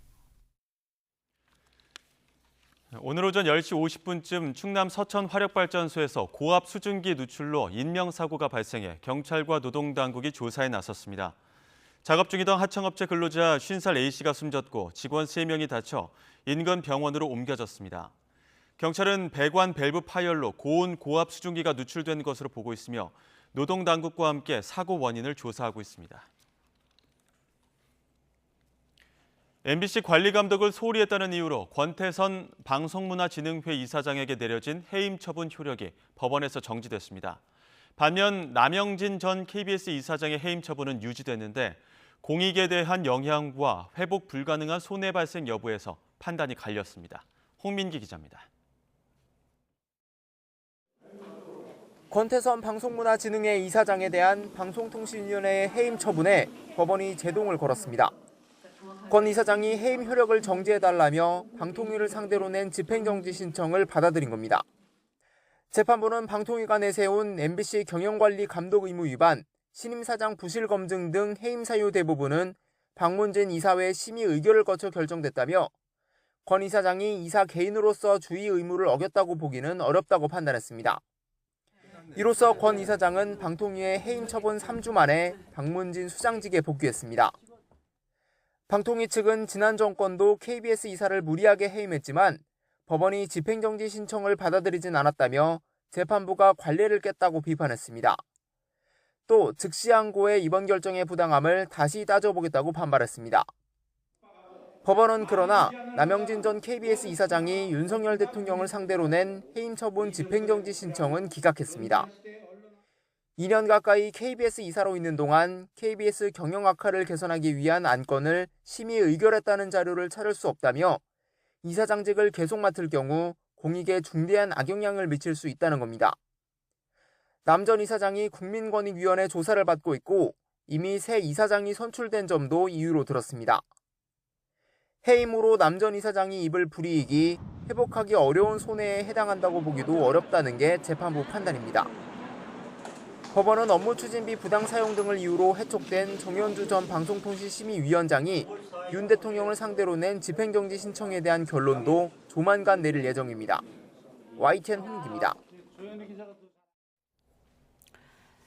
지난 주말에 전북 전주에서 40대 여성이 어린 아이를 남기고 숨진 채 발견됐다는 소식 전해드렸는데요. 오랜 생활고를 겪은 것으로 보이는 이 여성, 부검 결과 사인은 동맥경화로 나타났습니다. 김민성 기자의 보도입니다. 전북 전주의 한 주택, 문에 경찰 통제선이 어지럽게 붙어 있습니다. 앞에는 기저귀 상자만 덩그러니 놓여 있습니다. 이 집에 살던 40대 여성이 숨진 채 발견된 건 지난주 금요일 오전. 주변 이웃의 모습을 보인 지 닷새 만이었습니다. 경찰은 개 짖는 소리가 심한데 세입자 연락이 닿지 않는다는 집주인의 신고로 현장에 출동했습니다. 부검 결과 여성의 사인이 동맥경화로 추정된다는 국과수 1차 소견이 나왔습니다. 이에 따라 경찰은 사망 원인을 타살이나 극단 선택이 아닌 병사로 보고 있습니다. 여성은 4년 반 넘게 건강보험료를 내지 못했고 집 관리비도 6개월 동안 밀린 상태였습니다. 주민센터는 지난 7월 보건복지부 통보 이후 이 여성이 복지사각지대 발굴 대상자인지 조사에 나섰지만 사망 전까지 연락이 안 됐습니다. 유선 통화를 계속했지만 전화를 그분이 안 받았기 때문에 저희가 현장을 일단 방문했습니다. 체납 거짓서라든가 그분에 대해서 그것이 없었기 때문에 그분 호수를 추정할 수가 없었습니다. 당시 여성 옆에는 20개월 정도로 추정되는 남자아이도 발견됐습니다. 의식이 희미해 병원으로 옮겨져 치료받은 결과 생명에는 지장이 없는 것으로 전해졌습니다. 아이는 출생 미등록 상태로 아들일 것으로 추정만 할 뿐 이 여성과의 정확한 관계는 확인되지 않았습니다. 경찰은 여성과 아이에 대한 유전자 검사를 의뢰했습니다. 전주시는 검사 결과가 나오는 대로 숨진 여성의 남은 가족들과 아이의 후견인 지정 등을 논의할 예정입니다. YTN 김민성입니다. 네, 오늘 온라인에서 공분과 또 공감을 사고 있는 기사입니다. 2달 전에 스토킹 범죄로 가족을 잃은 유족이 피해자의 신원을 공개하며 가해자 엄벌을 촉구했습니다. 네, 베트남에서 붙잡힌 대전 은행 강도까지 손정혜 변호사와 들여다보겠습니다. 어서 오십시오. 안녕하세요. 네, 그야말로 오죽하면 피해자의 얼굴과 이름을 공개하겠습니까? 자, 스토킹 사건 알아볼 텐데 2달 전에 발생했고 그때도 꽤 충격이 있었어요. 네, 스토킹이 이제 나아가서 살인 범죄로까지 이제 치닫는 사건이 되었었는데요. 네. 지난 7월 17일 경이었습니다. 전 여자친구를 이제 스토킹하다가 화가 나서 살인한 이제 사건이었는데요. 그 경위를 살펴보면 이미 스토킹 범죄로 신고가 되어 있었고요. 2월경 그리고 6월경 각각 스토킹 범죄로 이제 신고가 됐다가 경찰에서도 접근 금지 명령이라든가 피해자 보호 조치가 이루어졌고 여러 가지 이제 조치들은 이루어졌으나 6월경 접근 금지 명령을 받고 4시간 만에 석방이 됐었고요. 그 이후에 이제 일상생활을 하다가 피해자를 찾아가서 이런 살인의 범죄까지 했던 사건이었습니다. 유족이 지금 지난 8일에 피해자 신원도 공개하고 뭐 SNS를 통해서 나눴던 대화들도 다 공개를 했는데 그것 때문에 더욱더 지금 더 크게 공분을 사고 있습니다. 이 내용 어떻게 보셨습니까? 네, 유족들이 이야기하는 것 중에 하나는 이제 가해자가 보복의 목적으로 살인한 것이 명백해 보임에도 불구하고 일반 살인죄로 기소된 부분에 대해서 좀 안타까운 마음을 전달하고 있습니다. 더군다나 이렇게 스토킹 범죄를 경찰에 신고했음에도 불구하고 결국은 피해자 보호 조치가 실효적이지 않아서 결국 목숨을 잃는 피해자가 보호되지 않은 이 상황에 대해서도 굉장히 억울함을 호소하고 있는 상황인데요. 일단 SNS 게시물을 보면 지나치게 좀 집착하는 내용들이 있습니다. 헤어지고 나서도 어떤 SNS 프로필에 여자친구 사진을 그대로 게시하고 여자친구가 계속적으로 싫다고 한다거나 정말 너무 무섭고 싫다라고 이야기함에도 불구하고 폭력을 저지르거나 또 찾아오거나 그리고 지속적으로 어떤 위협감을 주는 메신저들이 이렇게 많은데 이런 스토킹 행위들이 보통은 이제 감금이라든가 뭐 성범죄라든가 살인까지 갈 수 있기 때문에 좀 더 수사기관에서 엄격하게 조치를 해줬어야 되는 거 아니냐. 이런 질문을 이제 사회에 하는 것이고요. 범행 한 달 전부터 이제 피해자 주변을 이제 배회하다가 결국은 체포된 일도 있었습니다. 네, 엄격한 조치. 시작할 때 변호사님도 말씀하셨습니다만 여러 신변 조치에도 결국 목숨을 잃은 것 아니겠습니까? 범행을 좀 막지 못한 좀 아쉬움이 있어요. 여러 좀 절차가 있었음에도 불구하고. 네. 굉장히 안타까운 건 스마트워치를 이제 배포를 했다라고 하는데요. 또 얼마 전에 그것을 피해자가 경찰에 반납한 사실도 알려지고 있습니다. 물론 스마트워치가 있었다고 하더라도 범행을 막지 못했을 가능성도 있긴 하지만 그럼에도 불구하고 이런 조치들이 왜 잦은 반납했을까 그 구체적인 경위도 좀 살펴봐야 될 것 같은데요. 지금 경찰에서 여러 가지 이제 보도자료나 내용들을 포함해서 보면 이 스토킹 피해자 관련된 신변보호 조치만 작년에 7,091건이라는 겁니다. 매일같이 한 20건 가까이가 발생한다는 건데 그만큼 스마트워치도 부족할 뿐만 아니라 경찰 인력도 부족하고 그 수많은 스토킹 어떤 가해자나 잠재적으로 어떤 강력범죄로 나아갈 사람들을 사실 우리가 예단해서 모두 다 1대1로 면담해서 배치할 수는 없잖아요. 그런 현실적인 한계가 있고 그렇게 1대1로 보호하지 않는다고 하더라도 좀 더 강력한 인력들이 좀 집중 관리하는 시스템이 있어야 되는데 경찰도 인력 부족을 호소하고 있고 피해자 측에서도 스마트워치를 경찰에서 연락해서 재고가 부족하다라고 반납을 해달라 이런 요청을 했다라는 지금 유족들의 주장이 있거든요.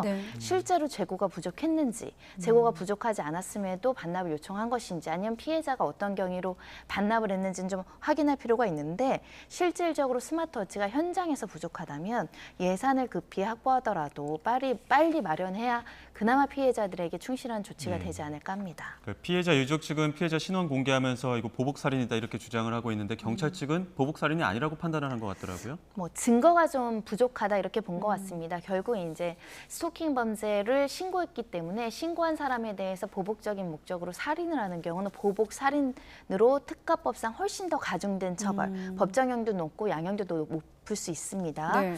그런 상황인데 일반 살인죄로 기소됐다라는 것은 일단 경찰과 검찰에서는 수사를 했으나 이제 피고인 주장이 피의자 주장이 내가 화가 나서 이렇게 범죄를 저질른 것뿐 내가 이 사람이 신고를 한 것에 대해서 보복할 목적으로 한 것은 아니다. 우발적으로 이렇게 살인에 이르게 된 경위를 설명하고 있는데 아무래도 피해자를 상대로 신고했기 때문에 어떤 적개심이나 보복감을 구체적으로 드러낸 뭐 SNS라든가 대화 내역을 확보하지 못하다 보니까 살인죄로 기소를 한 것 같습니다. 다만 정황상으로는 스토킹을 여러 번 신고했고 그리고 거절의 의사를 여러 명 표명을 하고 그러다 보니까 이 스토킹 범죄를 나를 신고했어? 라는 보복 감정이 분명히 있다라고는 추단이 되거든요. 네. 그래서 조금 수사나 이런 것들도 미진한 점이 없는지 좀 살펴볼 필요가 있는 것 같습니다. 정황상 바꿔 말하면 동기와 관련된 연결되는 부분인데 좀 중요해서 한 번 더 여쭤보면 스토킹 신고로 화가 나 죽였다는 동기가 파악되지 않는다. 그럼 바꿔 말해서 그 동기를 확인하려면 어떤 면을 좀 들여다봐야 되는 겁니까? 보통 이제 휴대전화나 여러 가지 컴퓨터를 디지털 포렌식해서 피해자한테 직접적으로 이제 협박을 했을 때 너가 신고해야 한 거에 대해서 내가 뭐 이렇게 좀 보복 감정을 드러내는 경우들이 있거든요. 그런 경우에는 보복 목적을 그 입증해 내기가 좀 수월한데 이 사건 같은 경우는 그런 정황들을 찾아내지 못한 것으로 보이고요. 네. 그럼에도 불구하고 보통의 경우 누가 나를 경찰에 신고하거나 고소를 하는 경우에 안갚음, 보복의 감정이 분명히 있거든요. 예. 그런 점들에 대해서 이제 피해자는 존재하지 않지만 피해자 주변 사람들이나 가족들 또는 이제 가해자 주변 사람들에게 본인이 스토킹에 대해서 신고를 당한 것에 대해서 어떤 감정이었고 그 당시에 그 감정이 어떻게 살인으로까지 치닫는지에 대한 어떤 범죄 심리 분석 이런 것들이 좀 철저하게 진행돼야 될 필요가 있지 않을까 생각이 들고요. 보복 목적 살인과 살인죄도 사실 비슷한 양형으로 선고가 될 수 있습니다. 그래서 기소는 살인죄로 됐다고 하더라도 우리 사회가 스토킹 범죄와 이 스토킹으로 이어진 살인죄에 대해서 경각심을 가지고 중대한 범죄라고 인식한다고 한다면 무기징역도 나올 수 있는 사건이라고 보입니다. 네, 바로 그 경각심을 갖게 한 사건, 신당역 스토킹 살인 사건이 마침 사흘 뒤면 일주기를 맞습니다.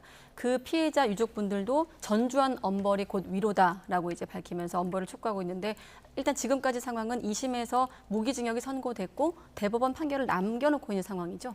네, 유가족들은 무기징역형을 확정해달라. 그러니까 사형도 있지만 무기징역형이 확정되는 것만으로도 중대한 처벌을 받았고 앞으로 스토킹 범죄를 저지르는 가해자들이 이 사건으로 경각심을 가질 수 있고 피해자들도 일부라도 위로가 될 수 있다라고 주장을 하는데요. 이 사건은 1심에서 보복살인에 대해서 40년형이 나오고 그리고 별도로 스토킹 범죄에 대해서 9년형이 나왔다가 2심에서 병합되면서 무기징역형이 이제 선고되고 대법원에 있는 사건인데 워낙 스토킹의 범죄의 재질이 좋지 않을 뿐만 아니라 반성하지 않는 태도를 보이고 있었기 때문에 더군다나 스토킹 범죄가 계속적으로 발생하고 있어서 이런 보복 목적의 스토킹, 특히 어떤 사람에게 집착하고 본인 마음대로 통제되지 않는다고 생명을 빼앗는 행위는 정말 사회에서 경이돼야 된다. 이거는 이제 판결로서 보여준 사건이기 때문에 지금 이 인천 논현동 살인 사건도 마찬가지로 무기징역형을 선고해야 된다라고 가족들이 주장하고 있습니다. 예, 다음 주제도 한번 살펴보죠. 지금 대전 신협 은행 강도 사건 이야기인데 베트남으로 도주를 했다가 현지에서 검거가 됐어요. 네, 다행히 그래도 예상보다는 좀 신속하게 검거가 될 수 있었다고 보입니다. 사건의 개요는 우리 대전 신협에서 한 3,900만 원 상당을 은행 직원들을 위협하고 여러 가지 폭력적인 행동으로 강도를 해서 3,900만 원을 강취해서 달아났는데 외국으로 이제 바로 도망가다 보니까 이제 피의자를 어떻게 송환하고 체포할 것인지에 대해서 고민됐던 사건이고 인터폴에 이제 적색 수배가 이루어졌던 사건인데요. 현지 카지노에서 검거됐다는 소식이고요. 어제 저녁 7시였습니다. 그러니까 지난달 18일 날 범행을 한 이후에 20여일 만에 현지에서 지금 체포된 상황입니다. 네, 사실 이 사건이 지난달 18일 범행이 발생을 했거든요. 이런 강도 사건 같은 경우는 하루 이틀 있으면 속보가 들려오는데 이때도 보도를 하면서 이 속보가 붙잡혔다는 얘기가 안 들려오네 이런 생각을 했던 생각이 나는데 대전경찰청이 검거 관련해서 브리핑을 열었습니다. 그런데 카지노에서 200만 원 정도 갖고 있었다고 이제 알려지고 있는데 현지에서 절도 범행도 확인됐나 봐요. 우리 경찰이 파악한 걸로 보면. 네, 일단 검거 당시에는 이제 카지노 칩으로 200만 원 정도 들고 있고, 왜냐하면 네. 3,900만 원 들고 도망갔기 때문에 적어도 어느 정도는 소진했더라도 돈이 있을 것이라고 추단이 됐는데 네. 거의 탕진한 상태로 200만 원만 가지고 있다라고 지금 확인되고 있는 상황으로 보이고요. 문제는 현재 있는 한인마트에서도 한인의 가방을 절도한 행각들로 지금 조사를 현지에서 받고 있다라는 겁니다. 그럼 수천만 원을 가지고 간 사람이 또 절도를 했다라는 것은 카지노에서 이미 많은 부분 도박으로 탕진했을 가능성이 굉장히 많다라는 겁니다. 그러니까 범죄 수익을 지금 추징하기 굉장히 어려울 뿐만 아니라 나아가서는 도망가는 과정에서 또 절도의 어떤 피해를 야기했다라는 것인데, 일단 마트에서 절도를 했는지 여부는 현지에서 조사를 해봐야 결과를 확인할 수 있지만 일단 피해액을 환수하는 건 굉장히 곤란해 보입니다. 예, 경찰이 그동안에도 뭐 추가적으로 수사를 진행을 했었는데 범행 동기가 도박 빚이었다고 하는데 또 거기가 도박을 한 그런 사건이었던 것 같아요. 그만큼 도박이 습관이고 예. 간습적으로 이거를 끊어내기 어려운 상습성이 있는 범죄이기 때문에 도박빚에 이제 수억 원 정도 국내에서 시달리다가 결국 돈을 훔쳐서 달아났고 그 돈으로 결국은 도박으로 다시 탕진을 해서 자신의 어떤 빚도 갚지 못하는 상황, 이렇게 보셔야 될 것 같은데요.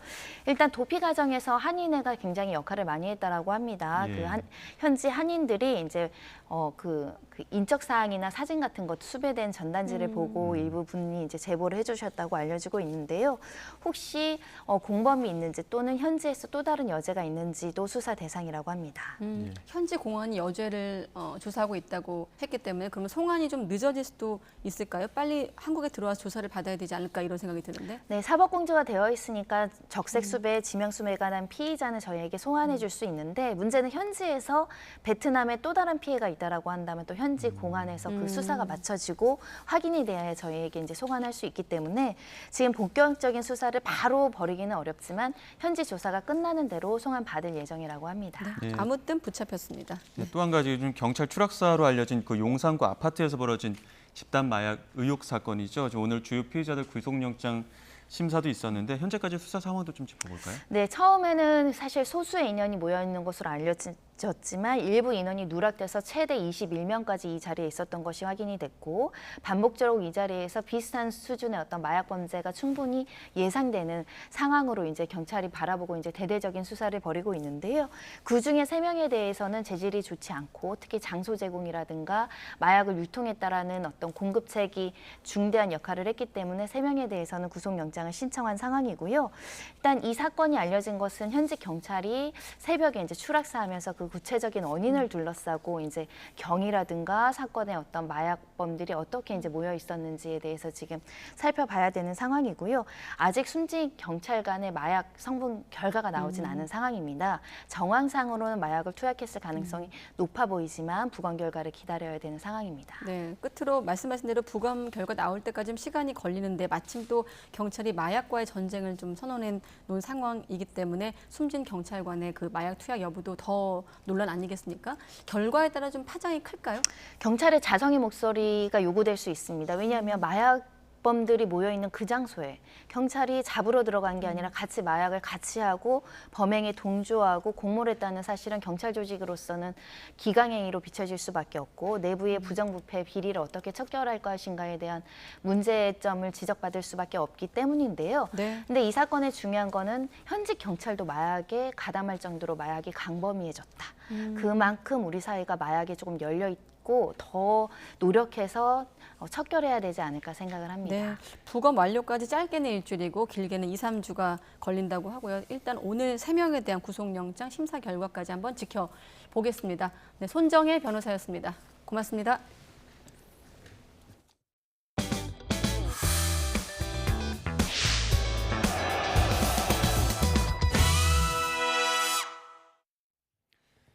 (6만 5천 원으로 한 달 동안 서울 버스와 지하철을 무제한으로 이용할 수 있는 정기권이 내년에 출시됩니다.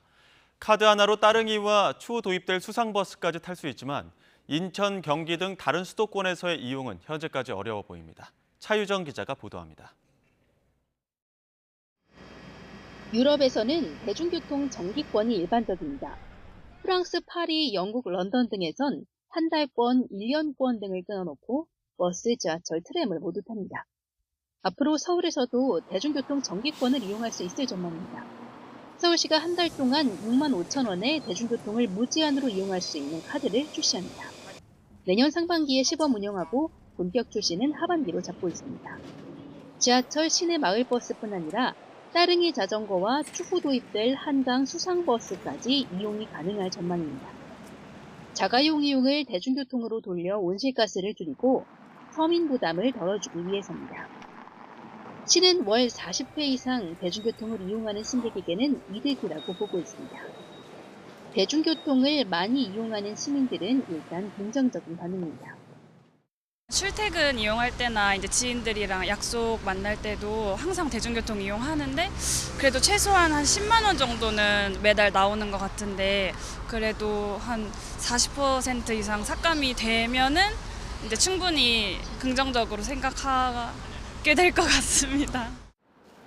다만 다른 수도권 지역에서는 사용할 수 없는 점이 한계입니다. 지하철은 서울에서 내려도 경기나 인천에서 승차하면 이용할 수 없고 광역버스에서도 사용이 불가한 겁니다. 서울시는 수도권 통합 이용을 위해 경기도 인천시와 협의하고 있다고 밝혔지만 따릉이까지 또 앞으로 리버버스까지 예정이 되어 있기 때문에 아마 희망컨대는 경기도도 인천시도 긍정적으로 검토하시고 여기에 함께 참여해 주시지 않을까 이렇게 내다보고 있습니다. 경기도에서 서울시 발표 직후 일방 추진이라며 유감 입장까지 표명한 만큼 수도권으로 이용을 확대하는 건 과제로 남았습니다. 게다가 적자를 메우려고 교통요금을 올렸는데 또 다른 적자가 발생하는 꼴이 된다는 우려도 나오는 만큼 이와 관련한 대책 마련도 필요해 보입니다. YTN 차유정입니다. 내년이면 한국은 65세 이상 노인 인구가 1,000만 명을 넘어가는 나라가 됩니다. 의료기술의 발달로 건강한 황혼기를 맞았는데도 정작 어르신들은 할 게 없고 마음 편히 있을 공간조차 많지 않다고 하소연하는데요. 강민경 기자가 어르신들의 이야기를 듣고 왔습니다. 평일 이른 아침인데도 매표소 앞에 줄이 길게 늘어서 있습니다. 서울 종로구에 있는 이 영화관의 표값은 단돈 2,000원. 추억의 옛날 영화를 상영하는 데다 일주일에 한 번씩은 어르신 맞춤형 놀이 프로그램도 진행해서 인기가 많습니다. 고민 있으세요? 소화가 안 된다. 나도 소화가 안 된다. 공감하시는 분들만 박수 한번 쳐볼게요. 매주 서너 번씩 편도 1시간 반 거리를 지하철을 타고 꼬박꼬박 찾아오기도 합니다. 이유를 묻자 쓸쓸한 답이 돌아옵니다. 할 게 없어. 나이 먹어가지고. 노래하고 춤추고 그러니까 보기 좋잖아. 그러니까 수원서 여기까지 오지. 올해 기준 65살 이상 노인은 950만 명. 대한민국 전체 인구의 18% 이상을 차지합니다. 또 평균 기대 수명은 83살로 은퇴 이후 20년 넘는 시간이 주어지는 셈입니다. 그러나 한국 사회에서 이른바 건강한 노인이 설 자리는 많지 않습니다. 키오스크로 주문받는 가게는 점점 늘고 어르신들을 위한 문화 공간은 사라지면서 서울 전체가 마치 노시니어 존처럼 느껴진다는 지적입니다. 원래 저도 커피를 좋아하고 빵 같은 거 이런 거 좀 좋아해서 그런 저기를 좀 주로 가는 편이에요. 혼자는 못 가죠. 왜 못 가세요? 아니 근데 혼자는 간다는 게 쉽지가 않고 이제 애들이 가는데 데리고 가면 따라가게 되고. 그냥. 도내 곳곳에 있는 양로원이나 노인 복지시설은 영 내키지 않는다는 목소리도 있습니다. 보통 요양과 돌봄에 초점을 맞추다 보니 다양한 취미와 사회생활을 자유롭게 누리고 싶어하는 건강한 어르신들에겐 어울리지 않는 겁니다. 복지관이나 이런 데는 안 가시는 예, 안 가요. 거기는 왜 안 가세요? 아니 저기 나는 소리를 오랫동안 했어요. 그래서 그동안에 상도 많이 받았어요. 여기는 이제 여가 활동으로 시간 보내기도 좋고 그래서 여기로 와요. 내년 대한민국의 65살 이상 인구는 사상 처음으로 1,000만 명을 넘길 전망입니다. 어르신들이 그냥 편안하게 내가 이용하고 싶은 공간에서 이용할 시간에 맞춰서 할 수 있는 공간 이런 것들이 좀 필요하지 않을까 싶어요. 인생의 황혼기에 접어든 어르신들이 건강한 신체로 행복한 노년을 즐길 수 있도록 여가 사각지대를 메꿀 방안이 필요해 보입니다. YTN 강민경입니다. 고금리와 고물가, 고환율 3중고 속의 경기 침체로 대기업보다 체력이 약한 중소기업 고충은 더 큽니다. 추석을 앞두고 자금 사정이 어려울 뿐 아니라 도산 위험에 직면한 중소기업도 늘어나 대응 마련이 절실해 보입니다. 양희력 기자가 취재했습니다. 중소기업 4분의 1은 올 추석 자금 사정이 지난해와 비교해 곤란하다고 응답했습니다. 지난해보다 낫다는 응답은 10%대에 그쳤고 지난해 수준이라는 응답은 절반이 훌쩍 넘었습니다. 자금 사정이 어려운 가장 큰 원인으로는 역시나 경기 침체로 인한 판매와 매출 부진을 꼽았습니다. 작년의 영업이익이 이자 비용보다 적다는 기업이 과반수가 넘는 약 52%에 달해서 한계 기업의 문제가 심각한 것으로 나타나고 있습니다. 세계 경기 회복이 더디면서 중소기업은 고금리와 고물가, 고환율 등 3중고 직격탄을 맞고 있습니다. 대기업의 대출 연체율은 지난해 같은 달보다 줄어든 반면 대기업보다 몸집도 작고 맷집도 약한 중소기업의 대출 연체율은 0.51%로 지난해 같은 기간보다 0.22%포인트 증가했습니다. 영업이익보다 이자 비용이 더 많이 나가는 한계 기업도 코로나를 거치면서 껑충 뛰어 도산 위험에 처한 중소기업이 늘고 있습니다. 쓰러지는 중소기업이 늘어날 경우를 대비해야 한다는 목소리가 나오는 이유입니다. 코로나 금융조치 채무 유예라든지 이런 것들이 완료되는 시점에는 급증할 것이라는 그런 우려를 좀 하고 있습니다. 중소기업계에선 채권기관보다 협상력이 약한 점을 고려한 맞춤형 제도가 절실하다고 말합니다. 또 아무리 경쟁력 있는 중소기업도 요즘처럼 요동치는 경제 파고 속에 일시적으로 유동성이 나빠질 수 있어 이를 풀어줄 선제적 지원 요구도 나오고 있습니다. YTN 양일혁입니다. 앞서 짧게만 전해드린 내용인데 경제협력개발기구 OECD 회원국 대부분이 코로나19 팬데믹의 충격을 딛고 이전 경제 규모를 회복한 것으로 나타났습니다. 우리나라는 OECD 평균 반등폭을 살짝 웃돌며 중위권 회복세에 그쳤습니다. 나연수 기자가 보도합니다. 코로나19 바이러스가 침투했던 2020년 세계 경제. 온 지구촌이 문을 걸어 잠근 사이 경제협력개발기구 OECD 회원국들의 평균 경제 성장률은 마이너스 10%대로까지 뚝 떨어졌습니다.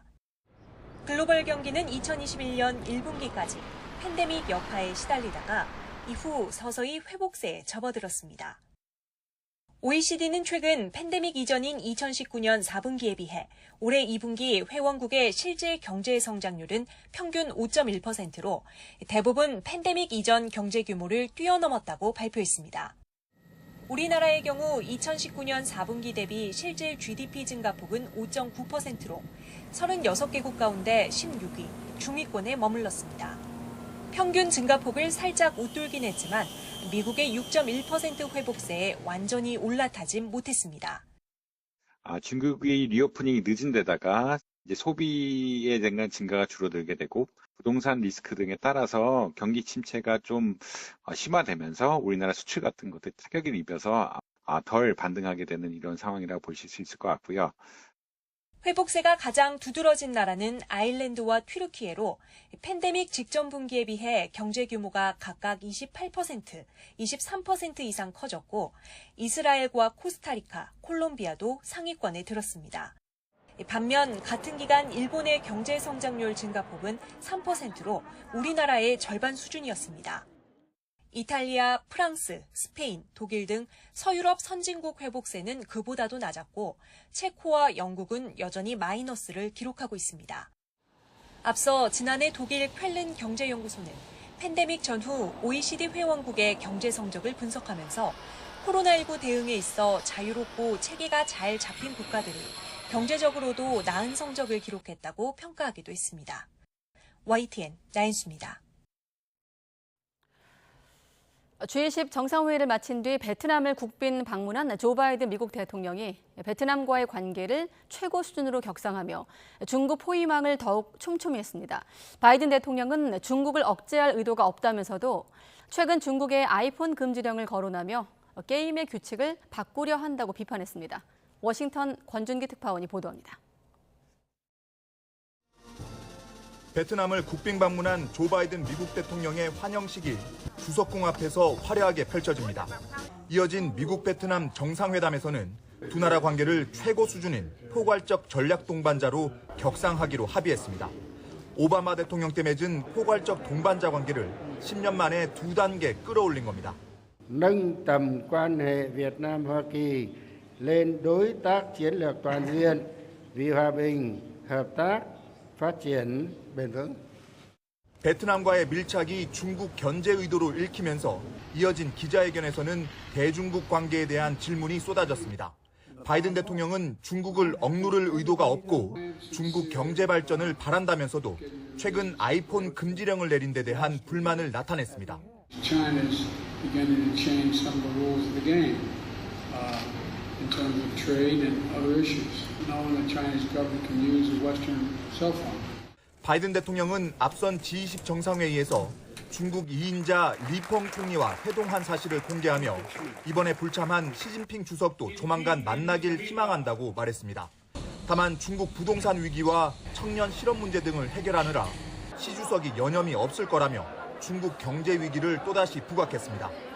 안보 문제와 엮인 대중국 경제 제재를 풀 생각이 없다는 점도 분명히 했습니다. I'm not going to sell China material that would enhance their capacity to make more nuclear weapons, to engage in defense activities. 기자회견에서는 북한 김정은 국무위원장과 러시아 푸틴 대통령의 만남을 우려하는지 질문이 나왔지만 바이든 대통령은 답변하지 않았습니다. 워싱턴에서 YTN 권중입니다. 프로야구 KT의 투수 쿠에바스가 8월에 MVP에 선정됐습니다. 한국야구위원회 KBO는 쿠에바스가 기자단 투표 30표 가운데 25표를 휩쓸고 팬 투표를 포함한 결과 총점 44.4점을 얻어 한화 노시환과 삼성 구자욱 등을 따돌리고 월간 MVP에 뽑혔다고 발표했습니다. 쿠에바스는 8월에 5경기에 선발 출전해 모두 7이닝 이상을 소화하며 5승 무패, 평균 자책점 0.50을 기록했습니다.